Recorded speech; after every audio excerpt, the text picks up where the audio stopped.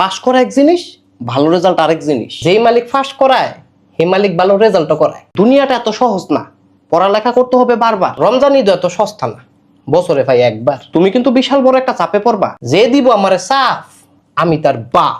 বাপ হওয়ার যাই হোক, পড়ালেখার কোনো বিকল্প নাই। আল্লাহ থাকতে আমার কোনো টেনশন নাই। আচ্ছা, এই বন্ধটাতে তুমি কি করবা? কিরমু আবার আনন্দ করবো? বন্ধু কিন্তু অনেক বড়, আমার আনন্দ তার চেয়ে বড়। আচ্ছা, আনন্দ করো ঠিক আছে, আনন্দের পাশাপাশি পড়ালেখাটাও করো। স্যার কাউয়ার ডেউয়া কোনোদিন এক জায়গায় থাকে না।